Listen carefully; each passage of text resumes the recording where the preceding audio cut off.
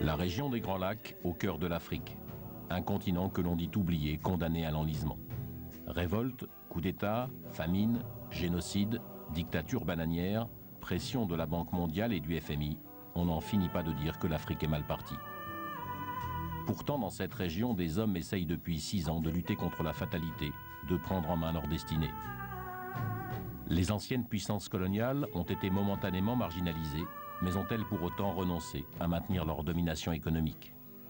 Sous les traits d'un drame shakespearien où les alliances régionales se font et se défont, où les destins personnels provoquent trahison, haine et vengeance, une nouvelle Afrique cherche à s'affirmer. Depuis le génocide au Rwanda jusqu'à la prise du pouvoir au Zaïre par Laurent Désiré Kabila, ce film tente de comprendre quelles sont les véritables motivations des principaux acteurs de la région et quelles sont leurs chances de parvenir à rompre avec l'ordre ancien.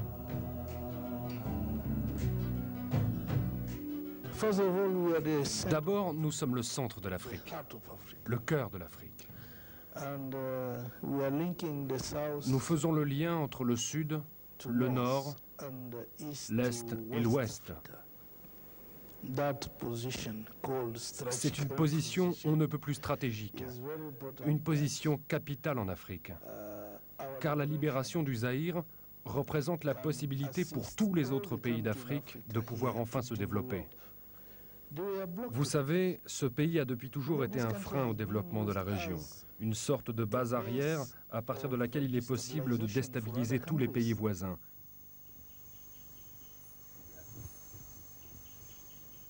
Le Zaïre, véritable verrou au cœur de l'Afrique, partage ses frontières avec 9 autres pays voisins. Immense, riche, gorgé d'or, d'uranium et de diamants, il attire depuis toujours les convoitises.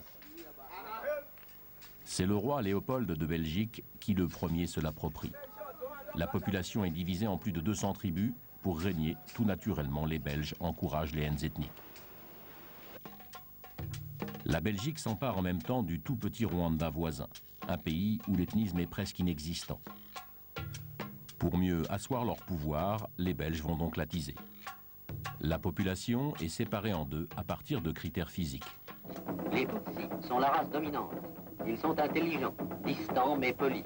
Très diplomates, ils manquent parfois de franchise. Les Hutus, qui représentent 90% de la population, sont des paysans bantous, à l'âme lourde et passive, ignorant tout souci du lendemain. Les Tutsis minoritaires ont droit à l'éducation. Les Belges en font la classe dominante. Les Hutus, qui représentent plus de 85% de la population, sont relégués au rang de sous-classe. Tout est mis en place pour qu'un jour, Hutus et Tutsis s'entretuent. En 1959, les Belges commencent à quitter le Rwanda. Ils laissent derrière eux 2 communautés qui se haïssent. Les Hutus prennent aussitôt leur revanche sur les Tutsis et les massacres commencent. À l'indépendance, les Hutus supérieurs en nombre accèdent au pouvoir. Ils se rapprochent alors de la France et tous les gouvernements de droite comme de gauche vont leur assurer un soutien inconditionnel.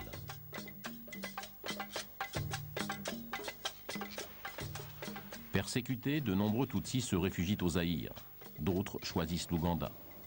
En 1986, Yoweri Museveni accède au pouvoir en Ouganda. Il aide aussitôt à la création du FPR, le Front patriotique rwandais. Son but, installer au Rwanda un gouvernement qui lui est favorable et rapatrier chez eux par la même occasion des dizaines de milliers de réfugiés Tutsis qui pèsent sur l'économie ougandaise. En 1990, les troupes du FPR tentent une première fois de renverser le régime en place au Rwanda, mais l'offensive échoue grâce à une intervention militaire française. En avril 1994, quand l'élimination systématique des Tutsis du Rwanda commence, le monde entier s'indigne, mais aucun pays ne s'interpose pour arrêter les massacres. Seule la France propose à la communauté internationale d'intervenir, nom de code de cette mission, Opération Turquoise.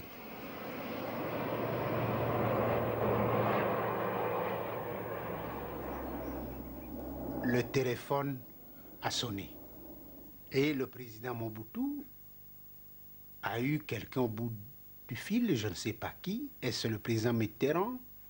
Est-ce le premier ministre Balladur? Est-ce le ministre des Affaires étrangères Juppé? Je ne saurais vous le dire. On lui a demandé si on pouvait se servir des aéroports de Kisangani, de Goma et de Bukavu, parce que on voulait lancer l'opération turquoise. Le président Mobutu a donné son accord. Les troupes françaises pénètrent au Rwanda pour établir à l'intérieur de ce pays une zone de sécurité destinée à accueillir la population qui fuit les combats. Les réfugiés de la zone turquoise sont ensuite évacués sous protection de l'armée française à l'est du Zaïre, vers les villes de Bukavu et de Goma. Pendant l'opération turquoise, de violents combats opposent les forces armées rwandaises et les Interamwe des miliciens Hutus aux rebelles Tutsis du FPR, le Front patriotique rwandais, qui tentent de conquérir le pouvoir à Kigali. Après 4 ans de maquis, le FPR progresse rapidement et dangereusement vers la zone turquoise. À sa tête, le major Paul Kagame, un Tutsi formé aux États-Unis et déterminé à poursuivre l'armée Hutu et les responsables du génocide. Pour Paul Kagame, l'intervention humanitaire française n'est bien évidemment qu'un prétexte. Avec l'opération turquoise, Paris cherche avant tout à protéger la déroute de ses alliés Hutus. Ils étaient tout simplement en train d'offrir des sanctuaires aux massacreurs, chez nous, au Rwanda, pour qu'ils puissent bénéficier de la protection française. Des centaines de milliers de femmes, d'hommes et d'enfants fuient le Rwanda, emportant avec eux tout ce qui peut être sauvé. Une véritable marée humaine traverse la frontière du Zaïre sous la protection des militaires français. La plupart des réfugiés sont des civils d'origine Hutu. Tous n'ont pas participé au génocide, mais l'avancée des soldats Tutsis du FPR leur fait peur. Ils craignent des représailles aveugles de la part des vainqueurs. Mais les civils ne sont pas les seuls à profiter de la protection française. Mélangés aux réfugiés, les soldats de l'ex-armée rwandaise prennent eux aussi la route du Zaïre. Et c'est sans être inquiétés par l'armée française qu'ils traversent avec armes et bagages la frontière zaïroise. J'ai vu tout un gouvernement fuir la guerre avec les attributs de l'État. Parce que non seulement toute l'armée rwandaise a traversé la frontière avec des armes lourdes et légères, mais il y a eu la Banque centrale qui a traversé et tout le reste, les véhicules de l'État et tout a traversé. Donc c'était un flot de gens qui venaient, toute une armée qui entre avec des blindés, avec des chars et qui fuit la guerre et qui entre chez vous. La région du Zaïre où se réfugient les civils et les militaires Hutus est principalement peuplée de Tutsis du Rwanda, venus en 1959 chercher refuge au Zaïre pour fuir les exactions Hutus. La plupart se sont installés dans les provinces frontalières du sud et du nord Kivu. Ces Tutsis rwandais, appelés Banyamulenge, sont depuis devenus citoyens zaïrois. Mais des citoyens de seconde zone, toujours suspectés par Mobutu d'être restés fidèles au Rwanda. C'est dans ces deux provinces, peuplées de Tutsis, que 35 ans plus tard, des centaines de milliers de Hutus accusés de génocide ou de complicité de génocide trouvent refuge. On se sentait menacés, et surtout nous, les Tutsis.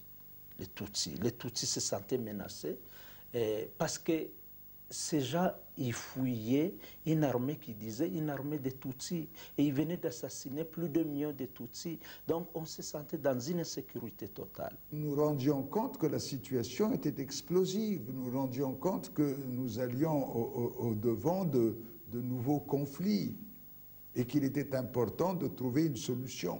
Cette solution pouvait être ou le retour volontaire des réfugiés Hutus dans leur village, et il y avait une première difficulté, ils avaient peur de retourner, et on n'avait aucune garantie qu'il n'y aurait pas un contre-génocide de la part des Tutsis au pouvoir, ou une seconde étape, une seconde formule, c'était le nettoyage des camps et l'élimination des militaires qui dominaient ces camps, et une troisième formule, c'était le déplacement de ces camps à l'intérieur du territoire. Dans les camps installés le long de la frontière zaïroise, l'aide internationale s'organise. Plus d'1 million de dollars arrivent chaque jour en nourriture et en matériel. Très vite, ceux que l'on accuse de génocide prennent le contrôle des camps. La plupart ont même gardé leurs uniformes et se réorganisent. Rassurés par la liberté dont ils disposent, soldats et miliciens hutus recommencent à prêcher l'épuration ethnique et recrutent parmi les réfugiés. Une fois encore, la haine entre Hutus et Tutsis menace l'équilibre fragile de toute la région. Devant l'apathie des Nations Unies, Yoweri Museveni, le président ougandais, protégé des États-Unis, menace ouvertement d'intervenir si rien n'est fait pour empêcher la catastrophe annoncée.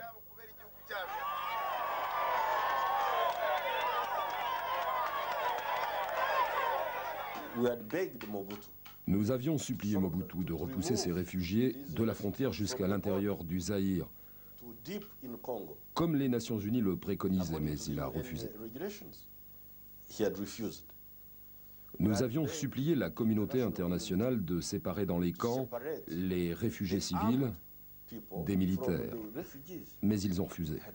C'était une décision délibérée.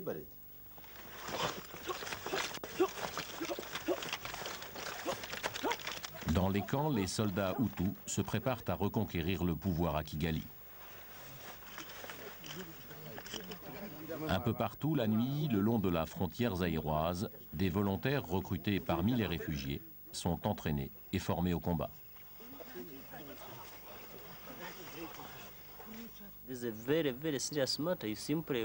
C'était une affaire très sérieuse, qui risquait, si rien n'était fait, de mener à un autre génocide.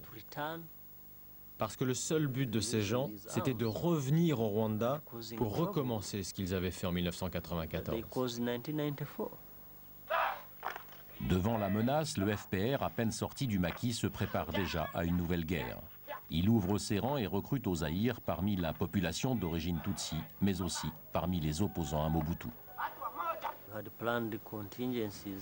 Il fallait que nous préagissions et nous avions déjà repéré des Zaïrois qui étaient prêts à combattre Mobutu pour nous, avec notre aide, bien sûr. En même temps qu'il prépare la guerre, Paul Kagame se rend au siège des Nations Unies pour tenter une dernière fois d'obtenir un engagement de la communauté internationale. La paix et la stabilité du Rwanda et de la région va dépendre de ce que la communauté internationale sera capable de faire et dans les délais les plus courts. Envoyer un signal ferme et fort aux criminels impunis de la région est bien évidemment la meilleure solution.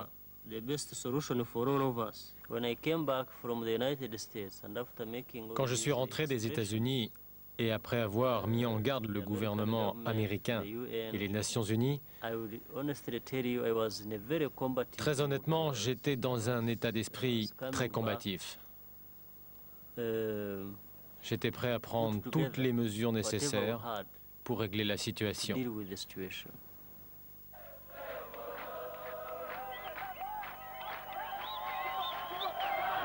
Au Rwanda, dans les camps du FPR, des milliers de Tutsis du Zaïre n'attendent plus désormais qu'un ordre pour passer la frontière. Mais Kagame voit déjà plus grand. Quitte à mener une guerre au Zaïre, autant essayer de mettre fin aux 32 ans de règne sans partage de Mobutu. Il sait qu'il peut compter sur la bienveillance des États-Unis qui aimeraient voir une nouvelle génération accéder au pouvoir en Afrique. Mais pour renverser Mobutu, une armée même entraînée ne suffit pas. Kagame doit avancer masqué, donner l'illusion que ses troupes ne font que conseiller une rébellion interne. Il lui faut donc trouver un homme de paille parmi les opposants à Mobutu. Ce sera Laurent-Désiré Kabila. Kabila a le bon profil, il est zaïrois, n'appartient pas à l'ethnie Tutsi et combat Mobutu depuis plus de 30 ans. Kabila était un petit joueur. Il vivait de l'arsen.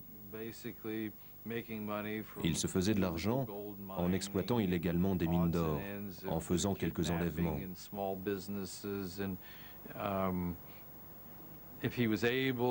Il persuadait les Chinois ou d'autres qu'ils menaient une révolution pour leur soutirer un peu d'argent.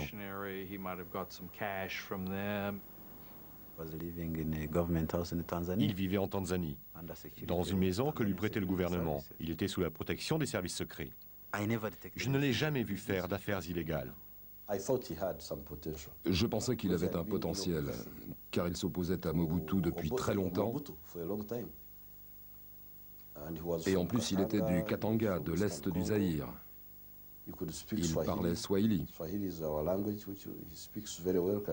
Kabila parlait très bien notre langue, mais on savait aussi que c'était un piètre organisateur.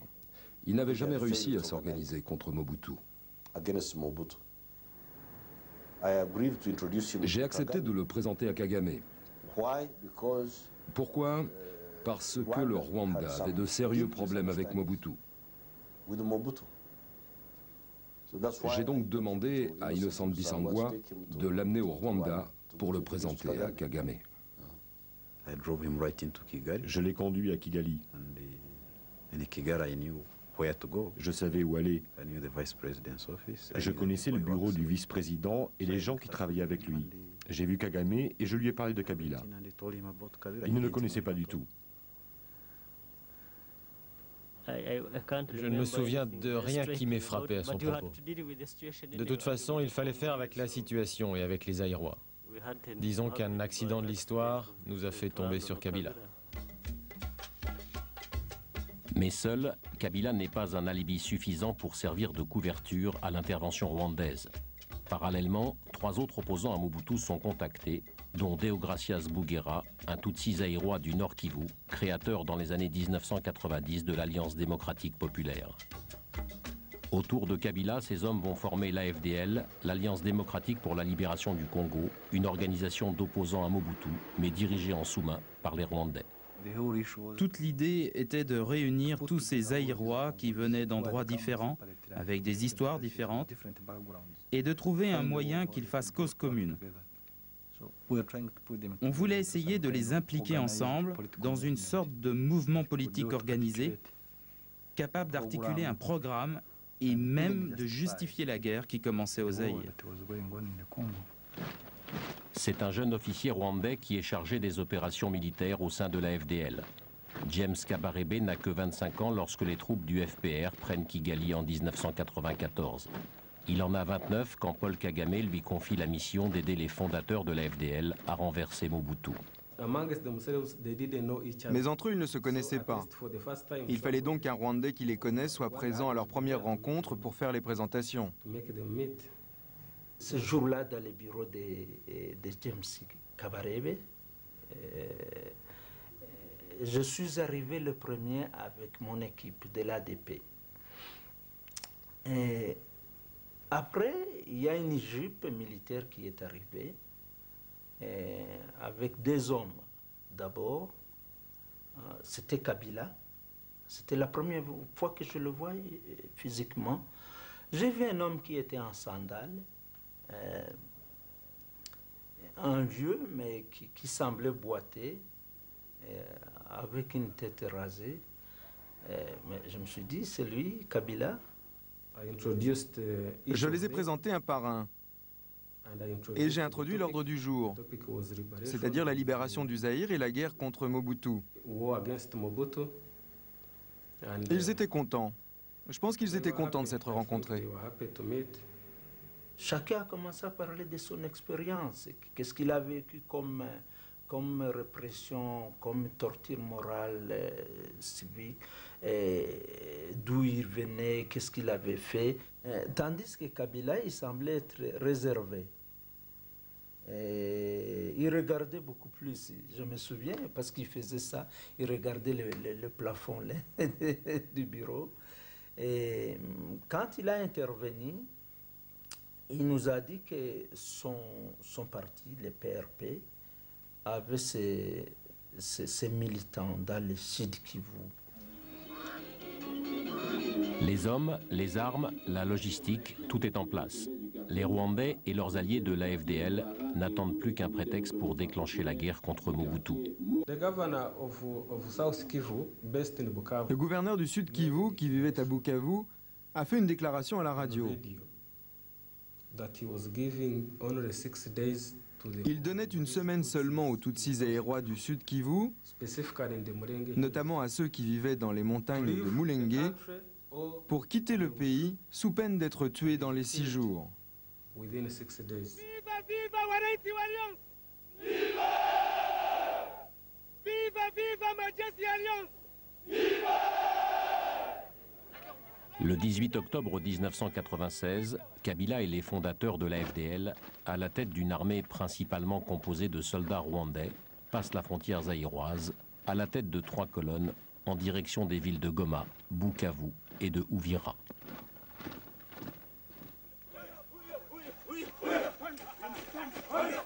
Nous sommes passés par Gisenyi pour entrer dans la ville de Goma.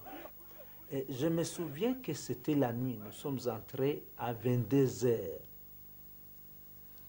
Et nous étions avec les officiers rwandais. Nous étions avec James Kabarebe. Je me souviens qu'on était en file comme des militaires. Et il pleuvait et c'était des jeunes militaires qui étaient devant. Et puis c'était un officier rwandais, un politicien congolais, un officier rwandais, un politicien congolais en file. Au moment où l'Alliance envahit le Zaïre, le président Mobutu est hospitalisé à Genève pour un cancer de la prostate. En 32 ans de pouvoir absolu, il a maté plusieurs rébellions, souvent avec l'aide de mercenaires discrètement recrutés par la France et la Belgique. Celle-ci ne l'inquiète pas plus qu'une autre. Il n'avait pas conscience de la réalité du danger que faisait peser cette rébellion qui n'était pas un épiphénomène, hein, c'était pas quelque chose de minime. J'entends encore l'intonation de sa voix. Robert, je connais Kabila. C'est rien. C'est un petit trafiquant sur les hauteurs au-dessus de Goma et autres. Il vit de contrebande et autres. Je dis, Maréchal, je crois que vous n'êtes pas conscient du danger. Je ne sais pas qui est Kabila, je n'en ai jamais entendu parler, mais il est à la tête d'une armée. C'est pas une bande de rebelles. Il est à la tête de bandes, enfin de bataillons organisés, disciplinés, déterminés. Et derrière lui, il y a l'Ouganda, il y a le Rwanda et il y a, je crois, les Américains. Les Français voyaient en Kagame une sorte de créature américaine, une créature parlant anglais et qui s'était propulsée au pouvoir dans un pays qui, entre guillemets, était à eux. Donc n'importe quel individu, au Zaïre ou ailleurs, qui était soutenu par Kagame et par le Rwanda, était par définition anti-français. Comme à son habitude, Mobutu s'en remet à la France. Stopper l'avancée de la FDL, c'est après tout contrecarrer l'influence grandissante des Américains dans la région. Paris a donc tout intérêt à intervenir pour préserver son précaré. Le maréchal envoie son conseiller personnel plaider sa cause à l'Élysée. J'ai exposé la situation à l'Élysée, à la cellule africaine de l'Élysée. Eh bien, j'ai reçu la réponse des bonnes intentions, mais très clairement, on m'a fait comprendre que la situation internationale de la France ne lui permettait pas d'intervenir dans les pays des Grands Lacs à cause des retombées de l'opération turquoise. Depuis l'opération turquoise, en effet, la donne a changé. Soucieux de renforcer leur position en Afrique, les Américains n'entendent plus y laisser le champ libre à la France. Mobutu l'a compris un peu tard.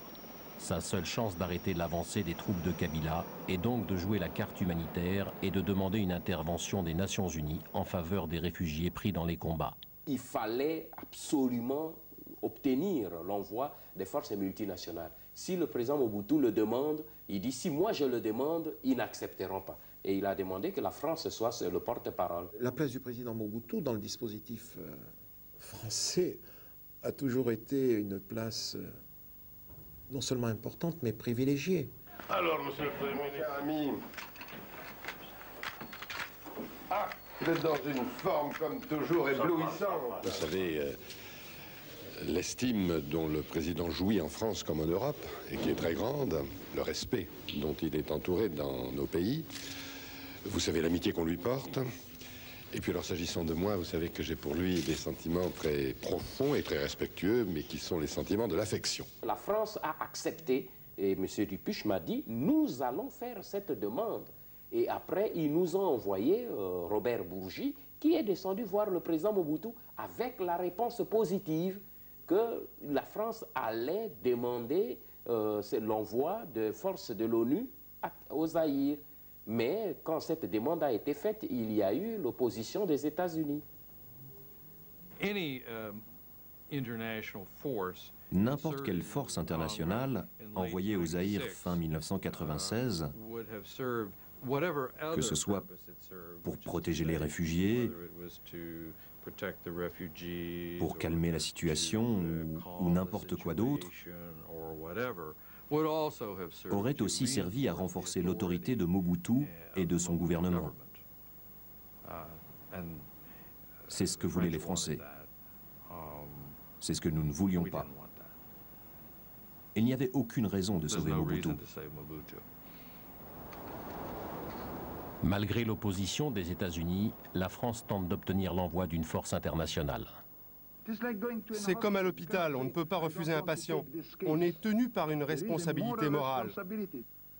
Officiellement, c'est pour venir en aide aux réfugiés. En réalité, Paris cherche d'abord à sauver ce qui peut encore être sauvé du Zaïre de Mobutu.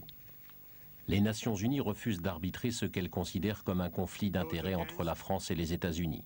Une nouvelle fois, elles fuient leurs responsabilités et décident d'envoyer une mission de reconnaissance qui décidera si oui ou non la situation des réfugiés nécessite une intervention. Il fallait choisir une puissance qui aurait projeté une image de neutralité, que c'était une opération qui visait essentiellement à assurer la paix, à assurer d'éviter une nouvelle confrontation militaire.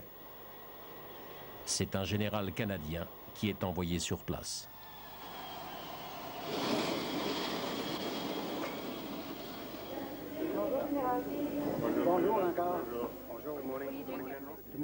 Demain, j'espère pouvoir me rendre sur la zone de mon mandat, c'est-à-dire dans l'est du Zaïre.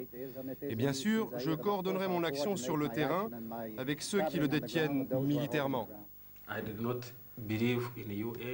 Je ne faisais aucune confiance aux Nations Unies. L'expérience que j'avais eue pendant le génocide me rendait méfiant. Je ne faisais aucune confiance aux Nations Unies. Pour James Kabarebe et l'état-major rwandais, pas question de laisser le problème des réfugiés compromettre l'avancée de Kabila et des troupes de l'Alliance. Si la situation dans les camps risque de déclencher une intervention des Nations Unies, alors il suffit de vider les camps et l'intervention n'aura plus raison d'être. La première cible est celui de Mugunga, le camp le plus militarisé de la frontière. C'est le général Kayumba, chef d'état-major rwandais, qui ordonne lui-même l'attaque. Il y avait un certain nombre de solutions pour ramener les réfugiés rwandais chez eux. La première était de les faire rentrer pacifiquement. Mais nous étions mal placés pour le faire. Donc, nous avons dû nous résoudre à une autre stratégie, les faire rentrer de force.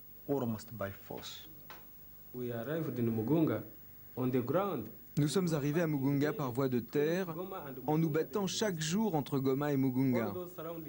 Nous nous battions colline par colline.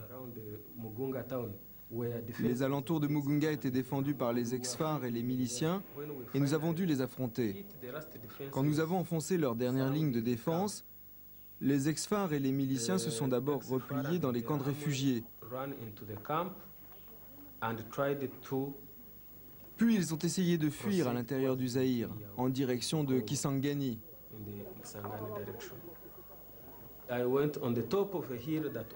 Je suis monté sur une colline qui surplombait Mugunga et je me suis assis. J'étais très fatigué. C'était le soir et nous étions battus toute la journée. C'est là que j'ai vu une foule immense se diriger vers la frontière du Rwanda. Le 16 novembre 1996, le camp de Mugunga est investi par les soldats de l'AFDL et nettoyé en quelques heures de ses 720 000 réfugiés. Parmi les tentes éventrées, seuls restent les morts et quelques familles qui errent hébétées. Les Nations Unies n'ont désormais plus à se poser la question d'une intervention puisque le camp est vide. Environ 600 000 des 720 000 occupants de Mugunga ont rejoint le Rwanda, mais plus de 100 000 manquent à l'appel. Ils ont purement et simplement disparu. Les rivalités franco-américaines leur ont sans doute en partie coûté la vie. C'était comme une marée humaine, une vague qui bougeait. C'était fascinant. Et pour moi, c'était une véritable fierté, car nous avions réussi là où les Nations Unies avaient échoué. Le désastre a commencé à partir du moment où il y a eu un retour des réfugiés qui sont retournés au Rwanda et qu'il y a eu un certain nombre dont le chiffre n'est pas connu. On parle de 150 000, on parle de 200 000, on parle de 250 000, et qui, eux, ne sont pas retournés et qui se sont perdus dans la forêt et qui ont été par la suite massacrés. Certains ont pu s'échapper, mais il y a eu un véritable massacre. Les membres de l'Alliance récusent ces accusations. Pour Kabila et ses alliés rwandais, les réfugiés manquants sont en majorité des responsables du génocide qui ont fui dans la forêt par peur des représailles. Si certains réfugiés en effet se sont perdus dans la forêt, si d'autres ont sans doute rejoint les camps de l'ouest du Zaïre, si d'autres encore ont franchi les frontières des pays voisins, tout laisse à penser qu'un grand nombre des 100 000 disparus a tout simplement été massacré. Les Nations Unies et les associations humanitaires soupçonnent Kabila et ses troupes rwandaises de s'être vengés du génocide sur des milliers de civils innocents. Vrai ou faux, une enquête officielle est décidée. Le fantôme de ces dizaines de milliers de disparus va désormais poursuivre Kabila et ses alliés. C'est la première ombre dans la conquête du Zaïre. Je donne ma parole d'homme, je le jure, qu'il n'y a jamais eu, au niveau des réunions des politiques de l'AFDER, une décision de permettre aux Bergera qui avaient connu une histoire de génocide entre eux, de leur dire « Allez, c'est le moment de vous venger ». Il n'y a jamais eu cette décision. Malgré la controverse, des dizaines de milliers de nouveaux combattants rejoignent les forces rebelles de Kabila. Beaucoup sont des déserteurs de l'armée de Mobutu. Et c'est désormais une véritable armée qui marche sur la deuxième ville du pays, Kisangani.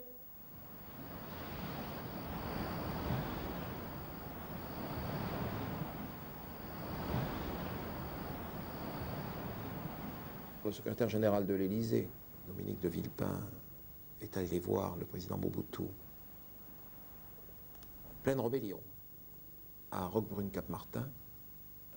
Il lui a dit alors, maréchal, où en sont les choses sur le plan militaire?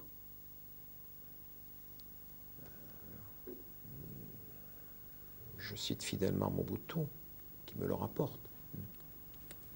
Monsieur le secrétaire général, j'ai un rapport de mes généraux, tout va bien sur le terrain.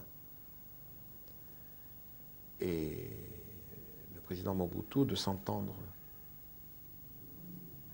répliquer, on vous raconte des bêtises. Vos généraux, maréchal, vous racontent des bêtises. La situation sur le terrain tourne au désastre pour vos troupes. Vous n'avez plus d'armée. Votre garde, la fameuse DSP, c'est du bidon. Je lui dis, maréchal, il vous dit la vérité. On vous raconte des histoires. Changez de chef d'état-major. Enlevez ceux que l'on vous demande d'enlever. Nommez Maélé. Le général Maélé Lieko Bongo, l'homme qui a écrasé la rébellion au Katanga dans les années 1970. L'homme que l'on a surnommé le sauveur de Kinshasa pour avoir maté les émeutes qui ont mis la capitale à feu et à sang en 1993. Des faits d'armes qui ont valu à Maélé l'amour et le respect de ses troupes, mais aussi la méfiance des autres généraux et de Mobutu lui-même.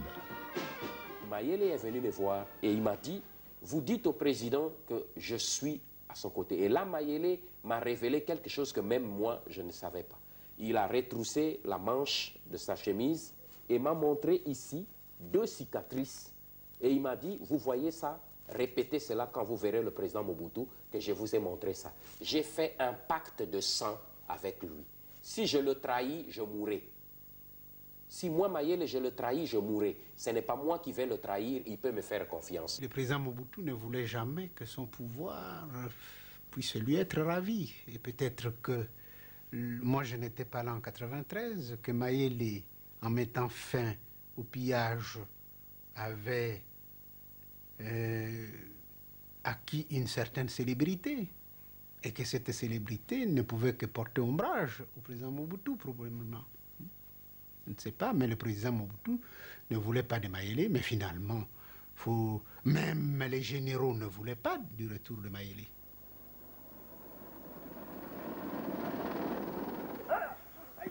Mobutu préfère croire aux vieilles recettes que lui ont enseignées les Belges puis les Français. Plutôt que de faire confiance à Mayele, il recrute une poignée de mercenaires occidentaux. Après tout, la formule a fait ses preuves dans le passé. J'ai vu le Premier ministre entreprendre lui-même, par le canal de son propre réseau, le recrutement des mercenaires. J'ai vu les généraux entreprendre leur propre recrutement des mercenaires. Ici, à l'extérieur du pays, on avait 2 délégations différentes du Zaïre qui recrutaient séparément et parallèlement des mercenaires. Résultat, c'était quoi? On a recruté des mercenaires des différents pays qui parlaient des langues différentes et qui ne se comprenaient pas entre eux. On a procédé aux achats d'armements qui étaient de différents pays et de différents types et qui n'ont pas des armes qui venaient d'un autre pays, des munitions qui venaient d'autres pays et les munitions qui n'allaient pas sur les armes qu'on a achetées. Et ça a été un véritable tour de Babel, cette histoire de mercenaires. Après des mois de convalescence en Europe, Mobutu rejoint enfin Kinshasa, accompagné de son avocat Robert Bourgi. Le président de la République qui tient de sa mère la citoyenne présidente Mama Bobila Dawa est descendu de l'avion. Le président vient de subir une opération en Suisse et il nous revient en bonne santé. Il faut dire merci au Seigneur. Accueilli en héros, Mobutu ne se fait plus d'illusions sur sa situation. Son pouvoir vacille, Mayele est sa dernière chance. Mayele est nommé chef d'état-major avec pour mission d'arrêter la progression des troupes rebelles de l'Alliance. Kabila et ses hommes s'approchent en effet dangereusement de Kisangani et des camps de réfugiés qui entourent la ville. The meeting is adjourned. Une fois encore, le sort des réfugiés Hutus pris dans les combats préoccupe les Nations Unies. La communauté internationale craint de nouveaux massacres et veut imposer un cessez-le-feu. Mohamed Sarnoun, l'envoyé spécial des Nations Unies pour la région des Grands Lacs, est aussitôt dépêché sur place. On a eu peur de cette tragédie humanitaire absolument inouïe et il fallait absolument faire quelque chose pour empêcher qu'il y ait une véritable guerre autour de Kisangani. J'en ai parlé avec le président Museveni et je lui ai dit il faut absolument tout faire, Monsieur le Président, pour arrêter cela. Alors le président Museveni a appelé devant moi au téléphone Kabila. Kabila avait refusé de le rencontrer. Sanoun était mandaté par les Nations Unies pour négocier. Mais Kabila le trouvait indésirable. J'ai donc arrangé une rencontre entre Kabila et Sarnoun. Le lendemain, Kabila est arrivé et nous avons eu une discussion à 3 sur ce sujet.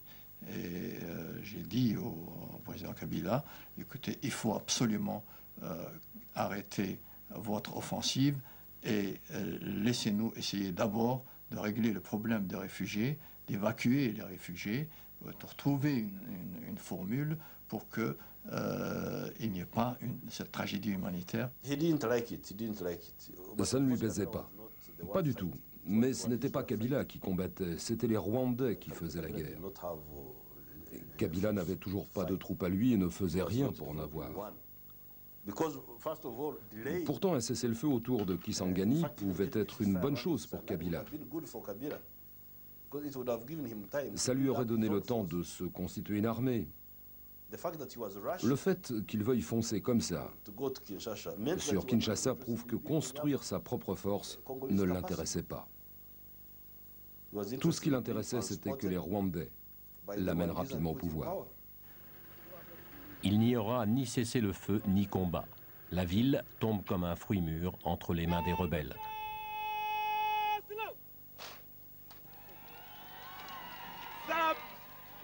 La chute de Kisangani est un tournant décisif dans la guerre. La ville commande tous les accès à Kinshasa, la capitale. C'est le cœur économique du Zaïre. Le cobalt, les diamants, l'or, l'uranium, tout transite par Kisangani. Celui qui tient la ville tient l'argent, donc le pouvoir. 6 mois seulement après avoir déclaré la guerre à Mobutu et sans avoir rencontré d'obstacle véritable, les troupes rebelles s'apprêtent à faire sauter le dernier verrou qui les sépare encore de Kinshasa. Nous avions concentré toutes nos forces et tous nos moyens à Kisangani. Nous n'imaginions pas qu'un jour Kisangani pouvait tomber. Je me rappelle d'un entretien que moi j'ai eu avec le général Mayele, avant la chute de Kisangani, juste quelques jours avant la chute de Kisangani. Je l'ai vu, il est venu chez moi, j'ai dit, général, j'espère que Kisangani, ça tiendra bon. Il dit, ah, qui vous dit ça? Vous faites confiance au communiqué de ces acteurs de cinéma du gouvernement. Mais vous allez être surpris, il n'y a rien à Kisangani. Vous savez que moi, chef d'état-major général, c'est le général Mayele qui me parle, vous savez que moi, chef d'état-major général des armées, je ne sais pas où se trouvent les mercenaires qu'on a dit qu'ils sont à Kisangani, je ne sais pas où se trouve l'armée de l'air, je ne commande rien, ni sur les mercenaires, ni sur l'armée de l'air. Je dis, mais général, là, vous me racontez des histoires. C'est à Kisangani que nous avons réalisé que Mobutu n'avait plus d'armée. Parce qu'à Watsa, à Siro, nous nous étions battus contre des mercenaires. Dans Kisangani même, il y avait beaucoup de soldats de Mobutu qui se sont rendus sans même se battre. Peut-être 2 à 3 000 soldats.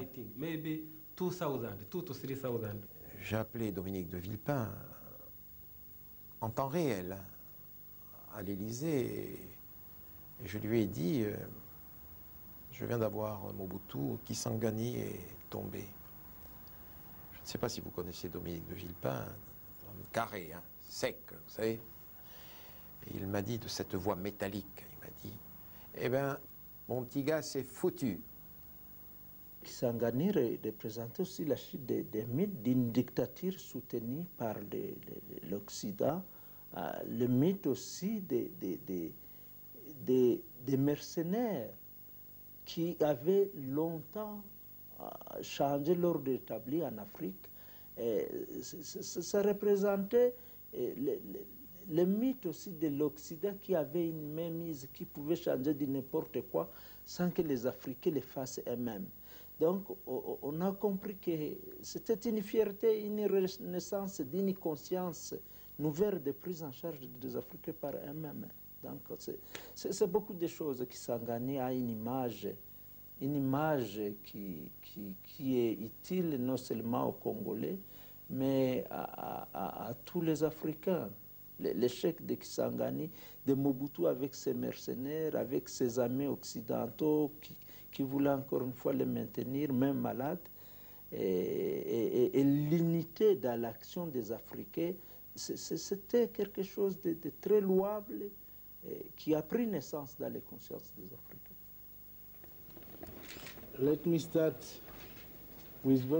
Laissez-moi d'abord vous donner des nouvelles très importantes. Vous les connaissez déjà, j'en suis sûr. Je vous communique cette information. Comme vous le savez, la ville de Kisangani est tombé entre nos mains à 14h45 aujourd'hui.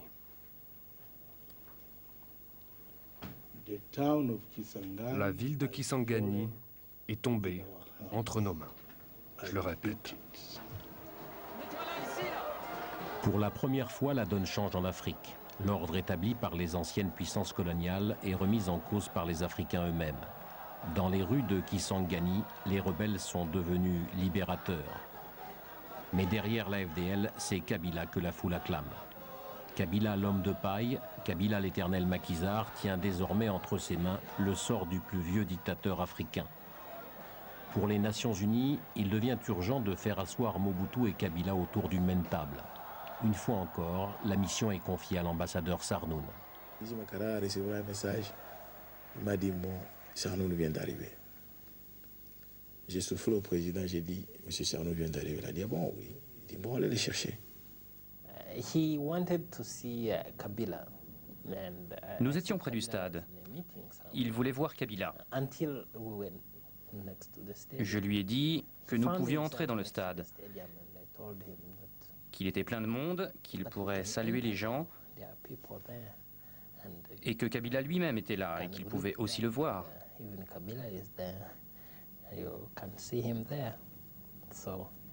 Et à ma grande surprise, il a accepté. Et nous sommes entrés dans le stade.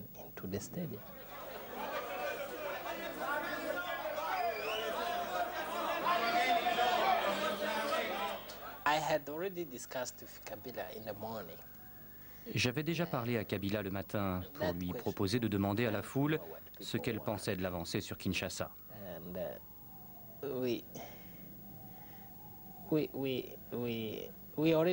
Et nous savions parfaitement que la foule voudrait que nous continuions jusqu'à la capitale. Alors, quand l'ambassadeur Sarnoun a accepté d'entrer dans le stade, nous avons sauté sur l'occasion et laissé à la foule le soin de décider. Pourriez-vous dire qu'est-ce qui vous tracasse avec la présence de l'ambassadeur Sarnoun? Pourquoi vous vous excitez?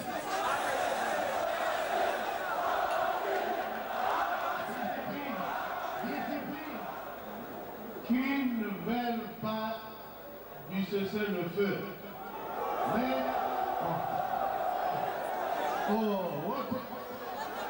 Coulez.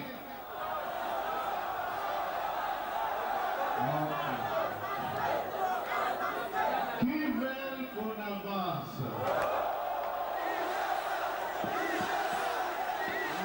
C'était une foule qui exprimait un sentiment. Il fallait le prendre comme tel. J'ai expliqué d'ailleurs, j'ai parlé à la foule, j'ai dit quelques mots. Et ils ont très bien compris que, en fait, la foule criait sur le coup de l'émotion. Mais cela ne peut pas dire que la foule voulait la guerre. Lui, il était de vaille, il est de petite taille. Et derrière lui, quand Kabila posait la question, ce qui était derrière ça, nous disait à la population de dire non. Alors, c'est comme ça qu'il était. Il était un peu, je ne dis pas humilié, mais il était malheureux ce jour-là. Monsieur l'ambassadeur, je vous salue, monsieur l'ambassadeur, je vous salue.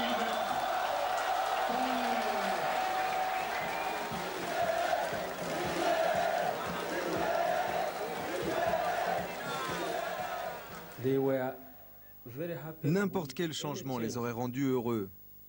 Pas Kabila en particulier. Tout ce qui pouvait faire bouger les choses était bon à prendre. Alors il chantait « Vive la libération, vive la libération ». Mais moi je me souviens très bien de ce que j'ai dit ce jour-là à Joseph, le fils de Kabila. Je lui ai dit, ne te laisse pas tromper par tous ces chants. Ces gens qui chantent aujourd'hui « Libération, libération », ce sont les mêmes qui demain descendront peut-être dans la rue pour manifester contre toi. L'important, c'est ce que vous allez leur apporter. Tu vois, ces gens sont opprimés depuis des années. Ils espèrent qu'un jour, on va leur apporter quelque chose de nouveau. Alors, si tu ne leur apportes rien, prépare-toi à avoir des problèmes. Mais pour l'instant, l'horizon est encore sans nuages.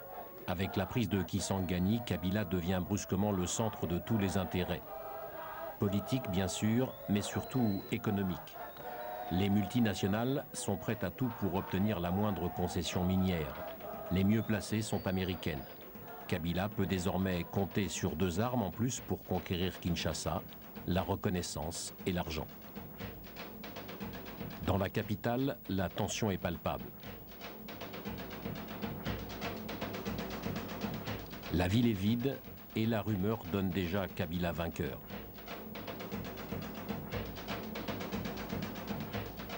Les Américains l'ont bien compris.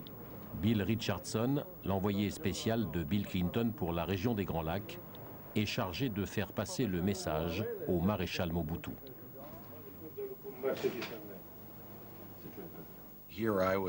Vous m'imaginez, moi, un ambassadeur américain allant voir Mobutu, le président d'un pays, pour lui dire qu'il était important qu'il quitte le pouvoir? C'était difficile. Mais j'ai été ferme et clair. En fait, je voulais lui montrer mon respect. Il était au pouvoir depuis des années, il avait été l'ami des Américains. Parce qu'il a vraiment cité toutes les grandes étapes de toutes les grandes choses que Mobutu a fait dans sa carrière en faveur des États-Unis. Ce qui présageait déjà de la sensibilité du message. Nous lui avons dit des choses très dures. Par exemple, que son armée allait perdre, qu'elle était incapable de défendre Kinshasa, qu'il se pouvait même, s'il refusait de se retirer pacifiquement, que son corps soit traîné dans les rues de Kinshasa. Là, Mobutu a sursauté pour dire, mais comment? Donc, si je comprends, vous m'amenez le message de Kabila, parce que c'est ça la position de Kabila. Je le revois encore triturer sa canne, ajuster sa toque. On était très près l'un de l'autre. Vous savez, c'était vraiment une mission difficile. J'avais peur que les membres de sa famille lui conseillent de s'accrocher au pouvoir. De temps en temps, il demandait une pause, le temps de consulter les siens sur ce qu'il devait faire. Je lui ai dit, ici, ils ne viennent pas demander votre avis. Ils vous apportent là ce message. Il n'est même pas diplomatique, il est cru. On vous met devant un ultimatum. Vous acceptez, voici les conditions. On vous fait sortir avec votre famille, avec la sécurité de vos biens et tout. Et on protège vos biens à l'extérieur. Il savait qu'il lui fallait rencontrer Kabila tôt ou tard. Il le savait. Il avait compris que c'était la fin, qu'il ne pouvait plus s'opposer à une rencontre avec Kabila.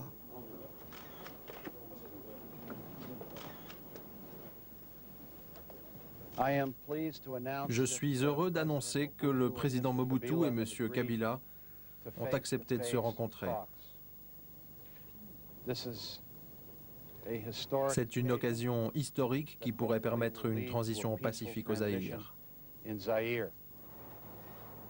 L'Afrique du Sud se porte volontaire pour organiser la rencontre historique.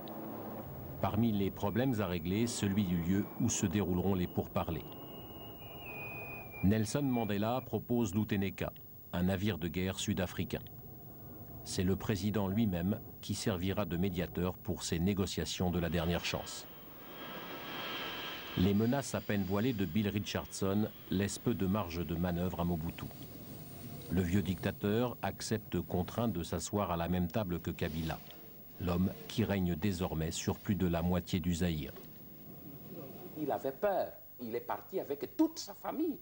Et puis certains maîtres et certains gardes de corps avaient fui le bateau en dernière minute parce que tout le monde avait le traumatisme que les Américains avec les Sud-Africains allaient le prendre en otage dans le bateau et l'amener en exil.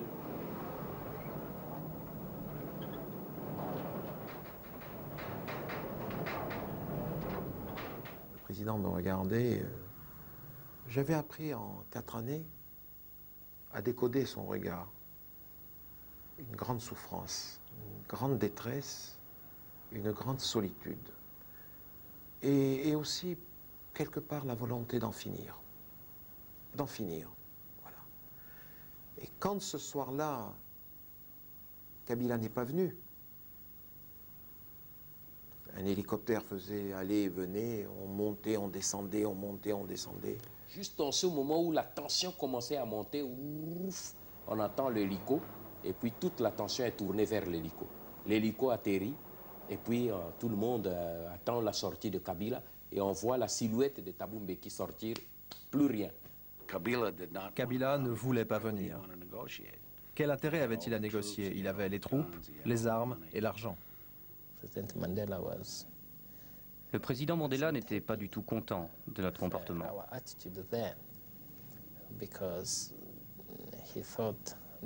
Il trouvait Kabila très arrogant.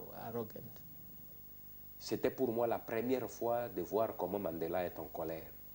Il était dans tous ses états. Je croyais que c'était un homme doux et qui ne se fâchait pas, mais ce jour-là, j'ai eu le privilège de voir comment il était hors de lui.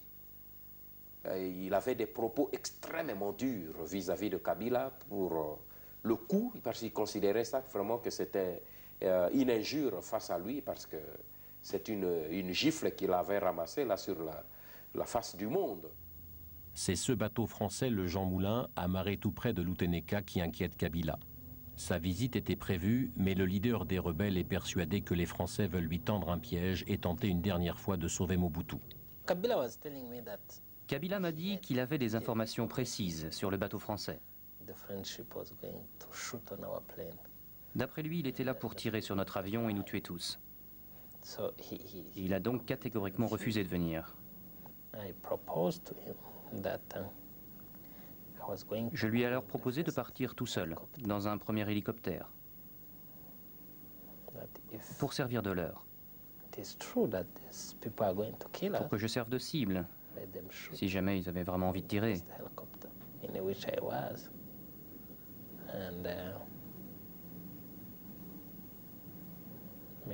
D'abord, il a refusé.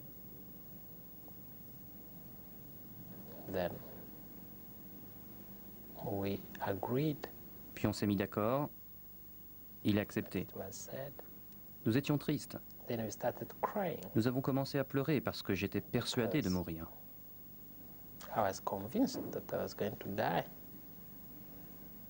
Puis je l'ai pris dans mes bras et je lui ai dit, si je meurs, continue. Moi, j'étais en train de préparer le texte à donner à Mobutu qui devrait signer son départ. Parce que notre objectif, nous, c'était d'aller dire à Mobutu de partir et de signer son départ, là, sur le bateau.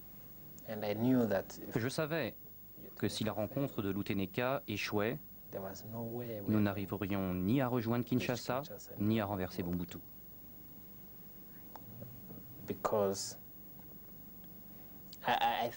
Cette rencontre était tellement importante pour la communauté internationale que si nous la décevions, j'étais persuadé que même si nous réussissions à prendre Kinshasa, nous aurions des problèmes. Il fallait attendre, effectivement, qu'on nous dise, que nos émissaires nous disent c'est sécurisé et que toutes les conditions que nous avons demandées sont réunies pour que nous puissions aller. À bord de l'Outénéka, la tension est extrême. Karaha a pour mission de tout vérifier. Le plus petit accroc au protocole prévu et Kabila boycotte la rencontre. J'ai appelé Kabila et je lui ai dit qu'il pouvait venir. Et ça a été, je crois, l'un des plus importants coups de téléphone de ma vie. Parce qu'il a rendu possible la rencontre de l'Outénéka. Il faut voir quel soulagement ils avaient. Ils ont couru pour aller préparer les hélicoptères et tout. Et c'est comme ça, très tard dans la nuit, nous avons quitté, escortés par l'armée sud-africaine équipée jusqu'aux dents. Et c'est comme ça que nous allons arriver à Outénéka très tard dans la nuit. Avant de rejoindre l'Outénéka, Kabila impose une dernière condition. Aucun représentant occidental ne doit être présent à bord. Les affaires africaines doivent se régler entre Africains. Seul Mohamed Sarnoun, l'ambassadeur des Nations Unies, est toléré. Nous ne voulons pas voir d'autres nationalités sur le bateau, si ce n'est que les Congolais, les Sud-Africains. C'est tout. En dehors de ça, Nous ne voulons pas voir une autre nation. Et Richardson a insisté, beaucoup insisté. On a dit niet. Ils ont tous été invités à quitter le bateau. Donc il n'y a eu sur le bateau, en fin de compte, uniquement les protagonistes et les médiateurs. Il n'y avait pas les Américains, il n'y avait pas les Français, il n'y avait pas d'autres puissances. Bill Richardson et la délégation américaine quittent le bateau. L'ambassadeur de France est relégué au bar, tout un symbole. Après 24 heures de préparation, les négociations peuvent commencer. On est venu me signaler vite, votre président, je me rappelle, c'était un Angolais qui est venu me dire, notre président est descendu. Alors nous courions pour aller les rejoindre dans les escaliers. En passant devant l'ascenseur pour sortir, l'ascenseur s'est ouvert, c'est Mobutu qui était assis.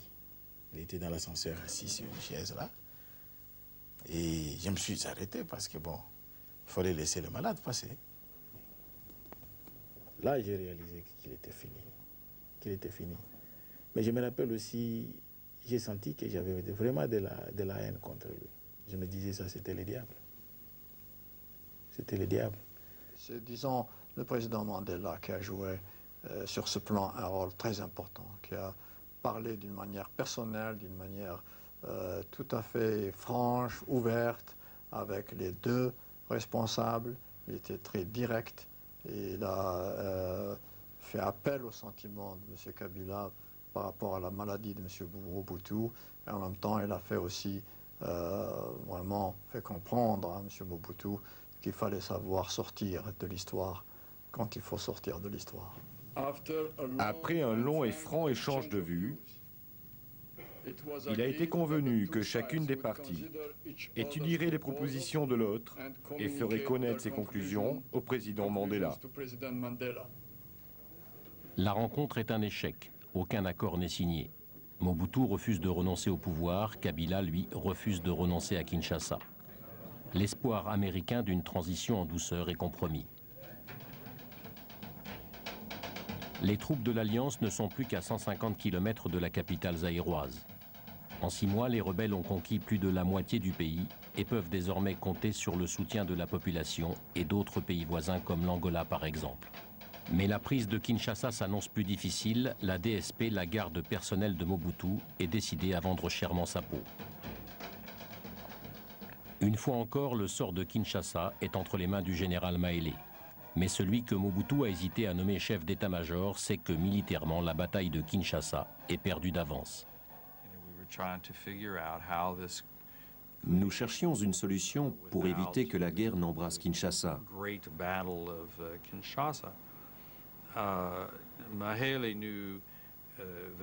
Maélé était tout à fait conscient qu'il ne pourrait pas militairement défendre la ville.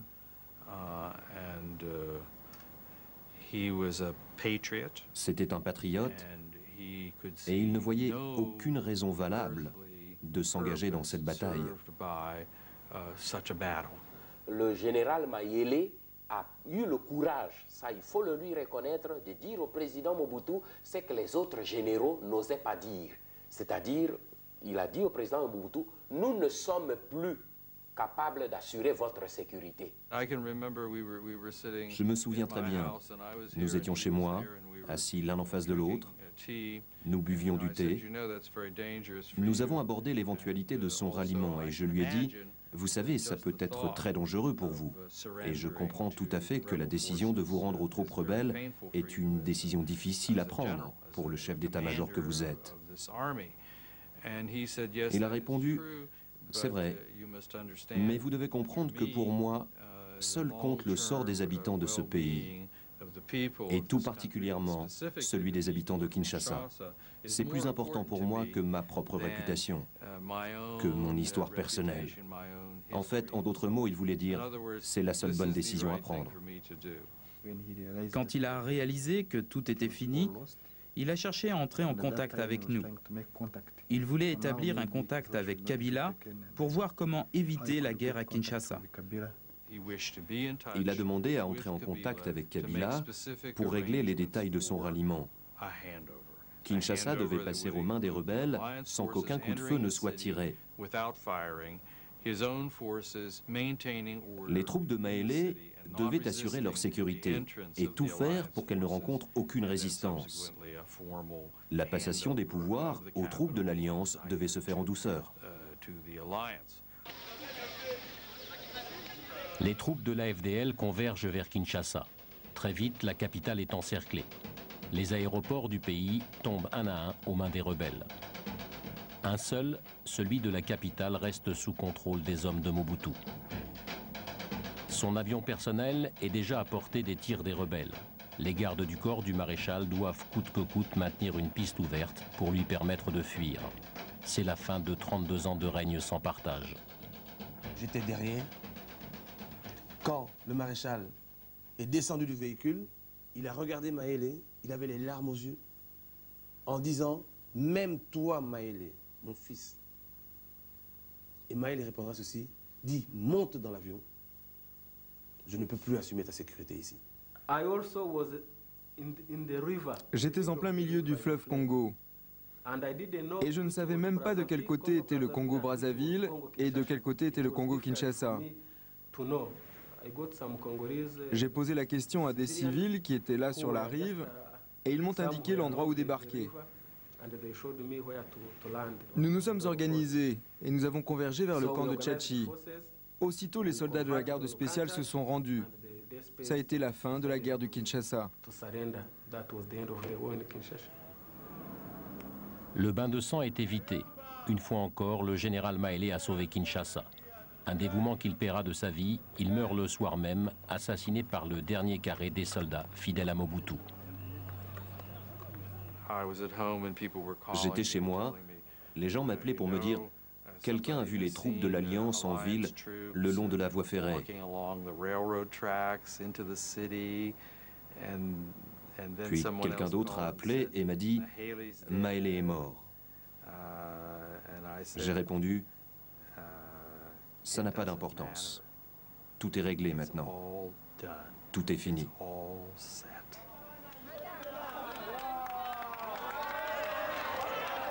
Il aura fallu 7 mois seulement aux troupes de l'Alliance pour conquérir le Zaïre, un pays grand comme 5 fois la France. Une conquête militaire que Kabila a laissé aux soldats rwandais le soin de mener. Ce sont eux et les jeunes recrues qui les ont rejoints tout au long de leur campagne que la foule de Kinshasa acclame. Mobutu parti, c'est pour les Zaïrois l'espoir de voir enfin leur pays sortir de la misère et de la dictature. La libération du Zaïre, pays stratégique, symbolise pour beaucoup d'Africains l'espoir de voir l'Afrique se prendre en main. J'ai appelé Kabila sur son téléphone satellite, il a décroché et je lui ai dit qu'on avait pris Kinshasa. Il m'a dit « Tu es sûr ?» Il était très excité, il riait, il était très heureux. Je lui ai dit « Tout est fini, tu peux venir ». Il répétait « Tu es sûr, tu es certain ?» J'ai compris qu'il était dans sa maison de Lumumbashi et qu'il sautait au cou du lieutenant-colonel Morokori. Il l'a même fait tomber par terre. J'entendais Morokori appeler à l'aide parce que Kabila l'étouffait. Vous imaginez Kabila par terre écrasant Morokori de tout son poids. Il avait du mal à respirer. Kabila hurlait « Je suis le chef, j'ai le pouvoir. Je suis le président du Congo. Je suis tout. » En effet, depuis Lubumbashi, le Conseil élargi de l'Alliance des forces démocratiques pour la libération du Congo vient de décider ce jour de prendre la haute direction du pays devant le vide juridique créé par la défection et la fuite de M. Mobutu depuis le vendredi 16 mai 1997. Le président de l'AFDEL, M. Laurent Désiré Kabila, assume à partir de ce jour les fonctions du chef de l'État de la République démocratique du Congo. Avant même d'entrer dans Kinshasa, Kabila s'autoproclame président de la République. Le Zaïre est aussitôt débaptisé. Désormais, le cœur de l'Afrique s'appelle République démocratique du Congo. À Kinshasa, les soldats rwandais préparent le terrain pour l'arrivée du nouveau président. La ville est sécurisée et nettoyée de ses armes. Les soldats de l'ex-armée de Mobutu et les civils qui les avaient rejoints sont encouragés à intégrer les rangs des nouvelles forces de police. 5 jours après l'arrivée des premiers soldats rebelles, Kinshasa est sous le contrôle des troupes de l'Alliance. Kabila accepte alors de quitter sa ville natale de Lubumbashi pour rejoindre la capitale. Le tombeur de Mobutu, le libérateur du Zaïre, celui que tout Kinshasa attend, arrive discrètement, sous couvert de la nuit.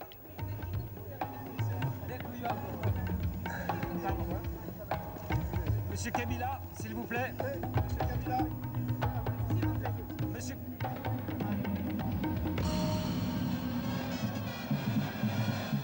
Quelques jours plus tard, Kabila organise lui-même dans le stade de Kinshasa sa propre cérémonie d'intronisation. Une occasion de confirmer son autoproclamation en tant que président de la République démocratique du Congo et de remercier officiellement les pays alliés qui l'ont aidé à renverser Mobutu. Le Rwanda a fourni le gros des troupes qui ont permis la conquête du Zaïre. Mais d'autres pays de la région ont aussi fait de gros efforts pour aider Kabila à conquérir le pays et à prendre le pouvoir. Alors le jour de l'intronisation, ils étaient tous là pour montrer physiquement leur soutien au nouveau président. Dans le stade de Kamanyola, le nouveau drapeau de la République démocratique accueille les alliés venus partager la victoire de Kabila. Pasteur Bizimungu, président du Rwanda qui a fourni le gros des troupes, Yoweri Museveni, la tête pensante qui a rapproché Kabila des Rwandais, et le président angolais Eduardo dos Santos qui a fourni des hommes et des armes à la rébellion. Mais l'enthousiasme de Kabila et de ses alliés est loin d'être partagé par toute la population de Kinshasa. La première chose qui m'a surpris, c'est que le stade n'était pas plein.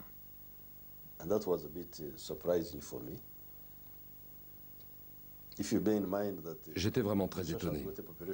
Vous savez, Kinshasa est une ville d'environ 7 millions d'habitants. Et ce stade contient environ 80 000 personnes. Eh bien, il était au tiers vide.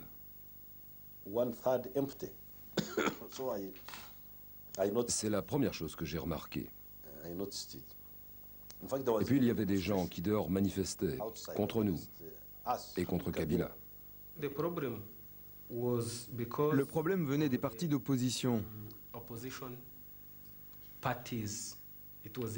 La manifestation était organisée par l'UDPS. En fait, ces gens espéraient qu'en arrivant au pouvoir, Kabila s'asserrait autour d'une table avec eux pour se mettre d'accord sur comment gouverner le pays. Mais il n'a rien fait de tout ça.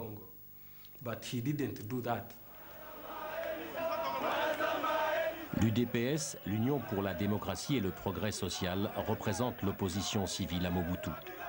Ces militants luttent politiquement depuis des années pour réclamer la démocratie au Zaïre. L'autoproclamation et le programme très flou de Kabila leur fait craindre le pire. Des contestations des étudiants là qui venaient chanter pour interrompre la cérémonie. Il fallait vraiment garder son sang-froid pour continuer avec la cérémonie.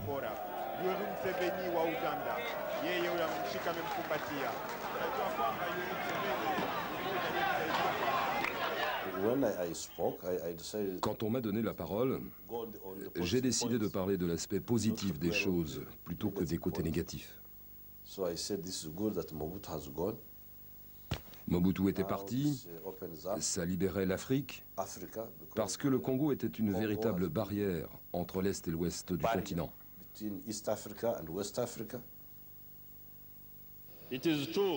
C'est vrai, je m'adresse à vous en anglais. C'est vrai aussi que le président Kabila s'adresse à vous en français. Mais je n'accepte pas d'être catalogué d'anglophone. Je ne suis pas anglophone. Je suis Yoweri Museveni, fils de Kaguta. C'est mon état civil. Si vous voulez me cataloguer, appelez-moi plutôt bantophone, mais pas anglophone. Je ne suis pas anglophone. Quand ce langage-là de bantophone était tenu, d'une manière, c'était réel. C'était tout à fait réel qu'entre nous, on allait continuer à nous aider, à nous entraider, à résoudre nos problèmes. Il y a eu même le sentiment que tout ce monde appuierait le Congo. Nous voulons un marché commun des Africains. Mais comment aurions-nous pu faire un marché commun de l'Afrique avec, entre l'Afrique de l'Est et l'Afrique de l'Ouest, un Congo dirigé n'importe comment par quelqu'un comme Mobutu? C'est pour cela que l'alliance du président Kabila a non seulement libéré le Congo, mais toute l'Afrique en même temps.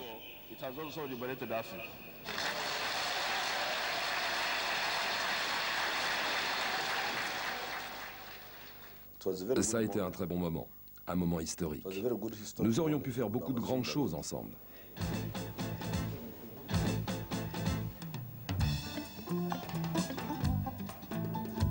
Une coopération régionale, des projets de développement communs, la fin des guerres ethniques, autant de beaux projets évoqués ce jour-là.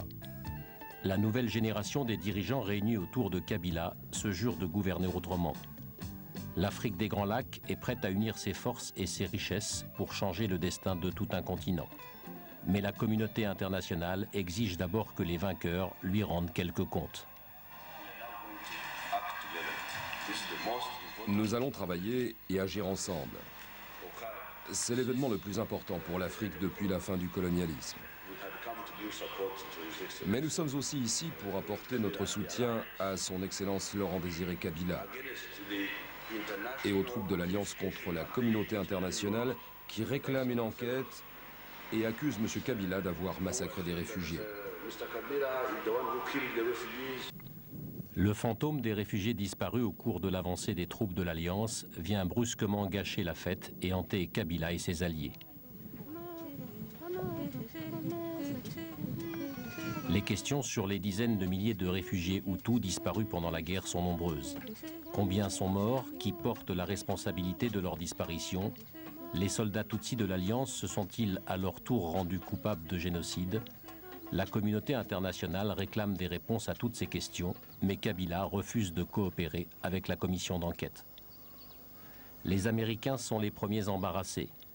Ils ont soutenu l'arrivée de Kabila au pouvoir et ne veulent pas être accusés d'avoir remplacé un dictateur par un autre dictateur. Kabila n'avait que très peu d'idées sur la façon de former un gouvernement, sur la façon d'instaurer la démocratie. Il avait été dans la guérilla quasiment toute sa vie. Alors je lui ai dit assez clairement, écoutez, c'est important que vous sortiez blanchi de cette commission d'enquête sur les massacres. Il faut savoir qu'il y a des éléments qui vous compromettent sérieusement, vous et vos troupes. Mais si vous refusez de coopérer avec la mission des Nations Unies, vous n'aurez plus aucune aide de la communauté internationale.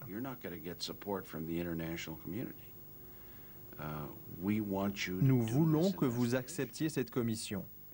Vous serez sans doute mis en cause, mais après, tout cela sera derrière vous. Je me souviens que Kabila écoutait attentivement, mais que ses ministres étaient tous contre moi. Nous, à l'époque, je me rappelle, nous disions non, la commission doit aller à l'endroit où on allègue qu'il y a eu des massacres. Pas n'importe où au Congo, mais là où il est indiqué qu'on a fait des massacres. Commencer par l'Est et puis remonter jusqu'à l'Ouest. Richardson est venu et insisté auprès du président. Et il a dit, M. Richardson, qu'est-ce que vous voulez que je fasse? M. Richardson dit, j'aimerais que vous puissiez permettre que ces gens aillent partout. Et le président lui a dit, je vous les concède. Ils vont aller partout. Vous êtes satisfait? Oui, nous sommes satisfaits. Le président nous a promis que son gouvernement coopérerait avec la mission des Nations Unies qui est chargée d'enquêter sur les massacres. Les enquêteurs sont attendus le 7 juillet. C'est une avancée majeure. Le président Kabila était plutôt furieux. Il considérait premièrement qu'il y avait eu une guerre et qu'une guerre fait toujours des victimes. Deuxièmement, que la communauté internationale devait l'aider à reconstruire le Congo plutôt que de le tourmenter sur le sort des réfugiés disparus. Vous brandissez toujours la promesse d'une aide, mais nous n'avons encore rien vu de concret. Il avait donné sa parole et il ne l'a pas tenue. C'est ce qui me dérangeait. Kabila connaissait les risques de cette mission, il l'avait acceptée et il a tout fait pour qu'elle ne puisse pas travailler. Maintenant, il était dans la pire situation, celle de celui qui avait bloqué une enquête internationale.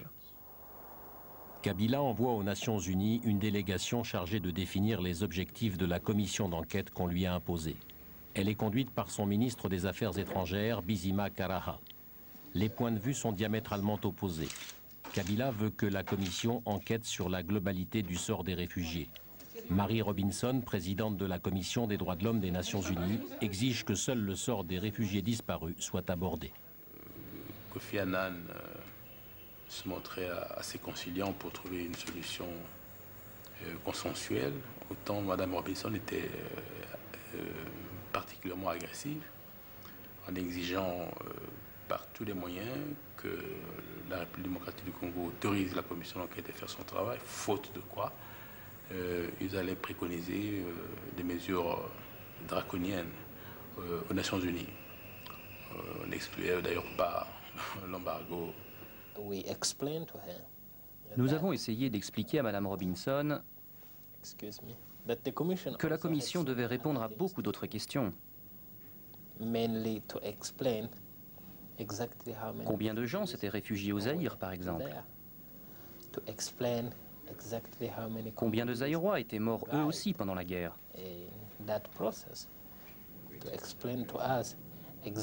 Où était passé le milliard de dollars destiné aux réfugiés?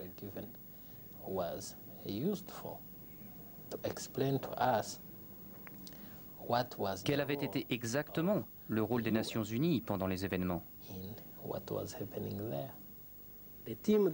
La Commission devra répondre à un certain nombre de questions concernant tout particulièrement ce qui s'est passé dans l'Est du Zaïre. Qui a fait quoi? Quand? Pourquoi? Comment? Et avec l'aide de qui? Il était très agacé par cette affaire. Je crois qu'il ne dormait plus, c'était vraiment un casse-tête. Parce que, en tant que ministre des Affaires étrangères, il ne pouvait rien faire, il ne pouvait traiter d'aucun sujet avec les délégations étrangères à cause de cette affaire, des massacres des réfugiés hutus. Bien sûr, c'était difficile d'arriver à un accord. Mais elle ne voulait même pas commencer à discuter des problèmes les plus délicats. Finalement, l'enquête n'a pas abouti. Et ça a été l'obstacle dans lequel Kabila et son gouvernement se sont pris les pieds. L'échec de la commission d'enquête isole Kabila du reste de la communauté internationale. Mais les retombées de cette affaire entament aussi sérieusement les relations entre Kabila et ses alliés rwandais.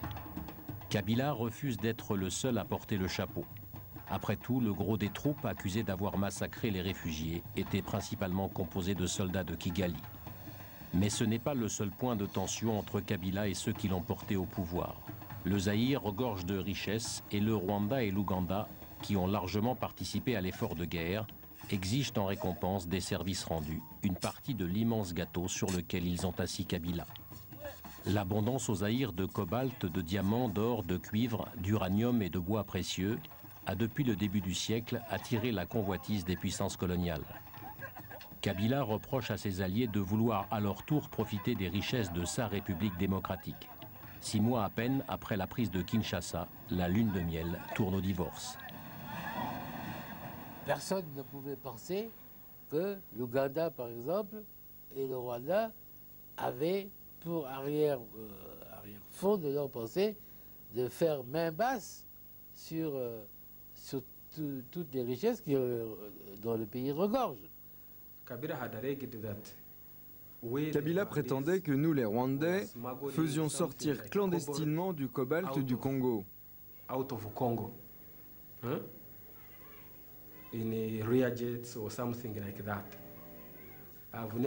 Je n'ai jamais fait de trafic de ma vie, ni au Congo, ni ailleurs. Ce n'est pas ce qui m'a amené dans ce pays. J'ai aussitôt proposé de démissionner. Kabila m'a presque supplié à genoux de rester.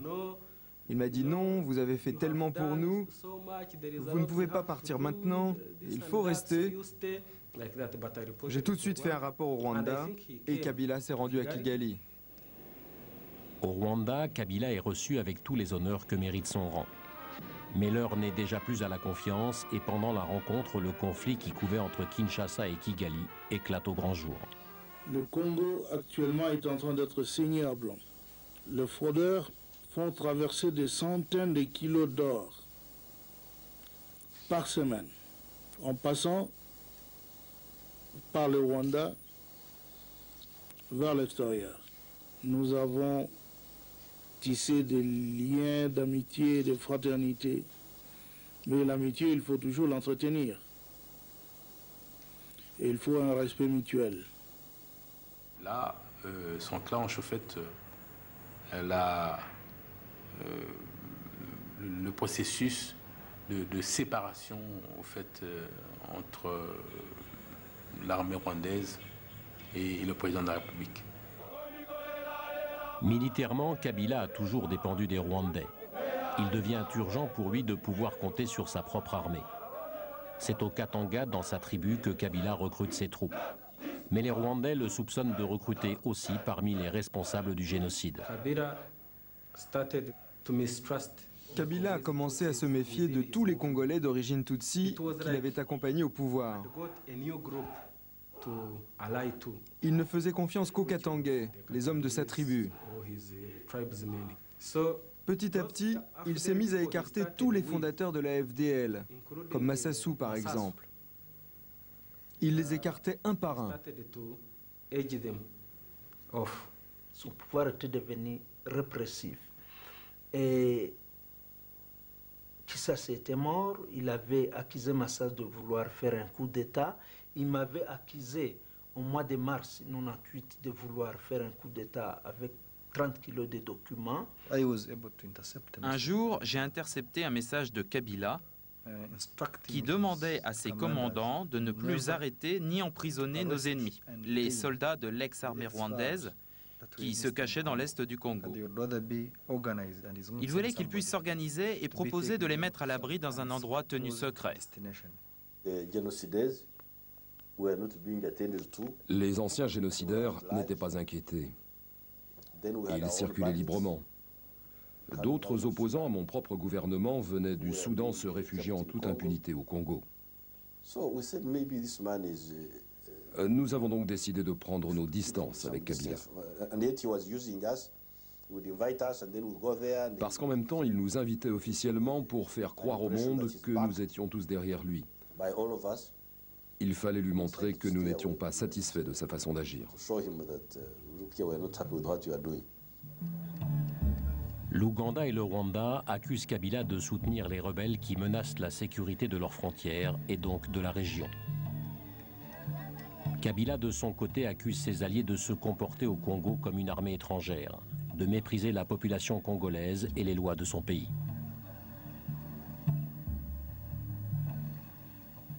Il s'est révélé que les exactions commises par les Rwandais, par exemple, augmentaient.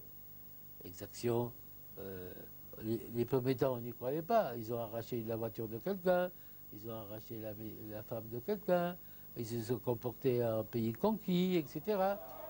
Accusations fondées ou manipulations, un sentiment anti-rwandais et anti-tutsi s'empare des rues de Kinshasa. Une aubaine pour Kabila qui, depuis son arrivée au pouvoir, cherche une occasion de s'affranchir de ses alliés. Le Rwanda au Rwandais, ça c'est notre pays. Les Rwandais nous ont aidés, bien sûr, qu'ils rentrent chez eux. Nous n'avons plus d'étrangers dans le gouvernement que M. Kabila nous a apporté. Alors nous ne voulons pas d'étrangers ici.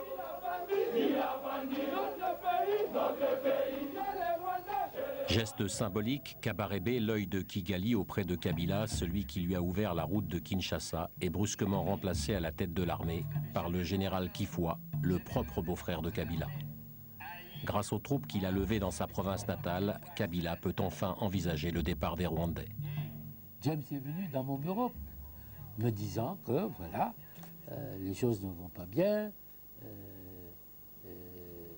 On accuse les gens sur des rumeurs. Il a d'abord cru que je me plaignais de mon éviction. Mais je lui ai dit, ce n'est pas le problème.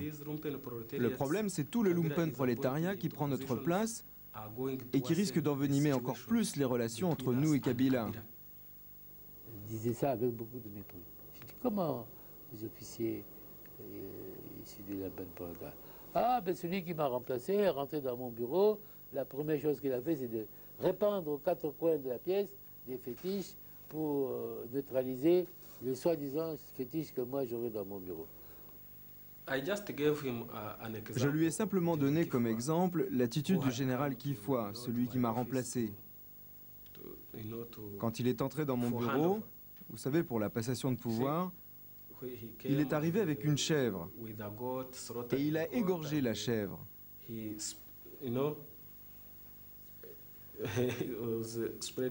était là à répandre du sang partout, sur le sol, sur les escaliers, et tout ça pour chasser les mauvais démons rwandais. Et après, il est parti en disant, bon, we put them in power. Hein, maintenant, voilà comment il dit, you put who in power? Et il n'a pas répondu. La nuit, après que j'ai rencontré Yirodia dans son bureau du Palais de la Nation, juste après le rendez-vous, mon propre garde du corps s'est fait assassiner près du camp de Tchatchi. Alors, il était très très déprimé. Je suis allé le voir chez lui. Il m'a dit non, si le président veut que nous puissions partir, bon, nous allons partir, il n'y a pas de problème, mais qu'on n'essaye pas de nous attaquer ici. Et parce que, bon, mes gens sont prêts. Et c'est à ce moment-là que le président m'envoie à Kigali pour essayer de parler de ces choses-là à Kagame. Je lui ai dit, bon, écoutez, le président pense qu'il est temps que vos militaires rentrent. Il y a beaucoup d'abus, ils ne se comportent pas bien, et il est temps qu'ils puissent rentrer. Kagame a dit non, là, il n'y a pas de problème. On a mis un avion à leur disposition, et avec des Congolais pour garantir que vraiment l'avion allait jusqu'à Kigali. Les Congolais porteurs d'un pactole qu'on offrait à nos frères rwandais, dirigeants rwandais, pour le surplus de dépenses non prévues qu'ils allaient avoir en réintégrant ce corps expéditionnaire. C'était pas une expulsion. La nuit même où nous avons quitté Kinshasa, la chasse aux Tutsis congolais et aux autres Zaïrois qui étaient dans notre armée, mais que nous ne pouvions pas rapatrier avec nous à Kigali, a commencé.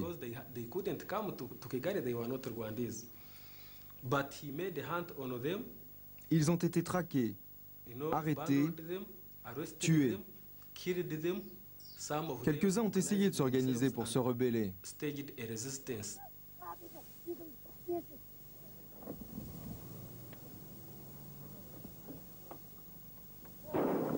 Le départ des Rwandais réveille à nouveau les vieux démons de la guerre interethnique. 4 jours après le retour du commandant James Kabarebe à Kigali, une rébellion éclate dans les provinces est du Congo. Une rébellion derrière laquelle le Rwanda et l'Ouganda avancent à peine masqués. Les anciens alliés de Kabila sont devenus ses nouveaux ennemis. Ironie de l'histoire, Kabila, l'éternel rebelle devenu président, doit à son tour faire face à un soulèvement qui ressemble à s'y méprendre à celui qui l'avait sorti du maquis. Goma est occupé, Bukavu par le rebelle. Il n'y a pas de rebelle. Je vous ai dit que ce sont les Rwandais. Vous voulez que j'exprime cela en quelle langue pour que vous compreniez que ce sont des Rwandais? Ces messieurs ont trouvé trop de miel ici, qu'ils veulent revenir. Ils ne veulent pas quitter ce pays. Si seulement ils voulaient rester dans ce pays en respectant les autochtones, on les accepterait facilement. Mais ils y viennent en conquérant pour dominer tout le monde. C'est inacceptable. Nous n'avions pas porté Kabila au pouvoir juste par altruisme, mais parce que nous avions des intérêts dans cette affaire. Des intérêts concernant principalement la sécurité de nos frontières. Mais une fois au pouvoir, il n'a pas respecté nos accords. Et il s'est retourné vers l'Angola, le Zimbabwe, en leur faisant croire que nous étions en train d'essayer de contrôler la politique du Congo. Tout était prévu pour que Kabila parte le plus tôt possible. Et ceux qui l'ont sauvé la vie, c'est l'intervention des Zimbabwe et des Angolais. La nouvelle armée de Kabila n'est pas de taille à affronter les forces rwandaises et ougandaises. En s'alliant au Zimbabwe et à l'Angola, Kabila choisit de diviser pour régner. Le Zimbabwe et l'Angola, les nouveaux alliés de Kabila, avaient l'illusion de pouvoir nous imposer militairement une solution. C'était un différend qu'il fallait éclaircir rapidement. Il était hors de question que les intérêts du Rwanda, de l'Ouganda et du peuple congolais au Congo passent à la trappe.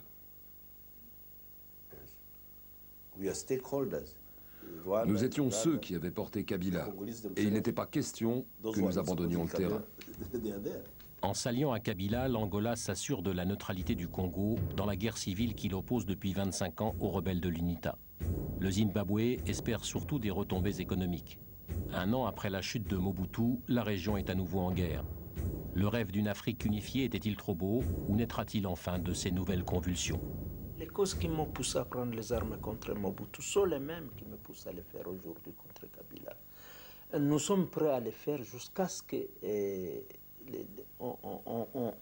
ait un responsable politique, un président qui redémocratise le Congo. D'ici ou d'ailleurs, nous sommes des enfants d'Afrique. Même si le ciel tombait, luttons pour la paix. Après notre campagne militaire, il y avait une très grande espérance d'une nouvelle Afrique.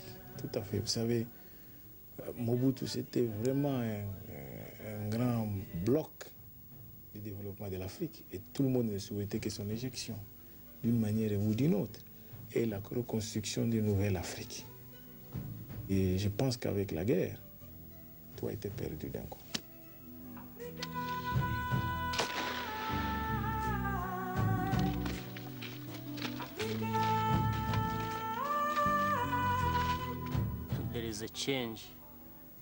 Un véritable changement est en train de s'opérer dans notre région et sur notre continent.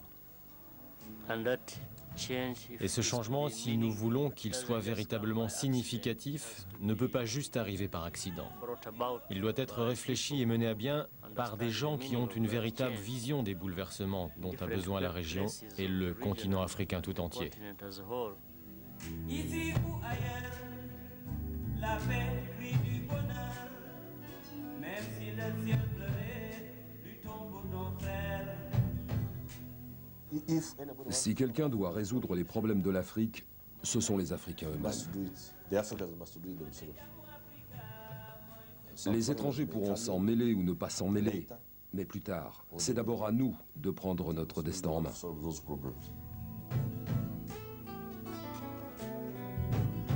Le 16 janvier 2001, Laurent Désiré Kabila est tué, abattu par l'un de ses proches à l'intérieur même du palais présidentiel. Cet homme, qui n'a fait que trahir ceux qui l'ont porté au pouvoir, finit trahi à son tour. Après 3 années de règne sans partage, il laisse derrière lui une région où les conflits se sont multipliés. Des guerres larvées minent toutes les frontières de l'ancien Zaïre. La mort violente de Kabila permettra-t-elle de trouver enfin une issue à l'interminable tragédie des Grands Lacs ?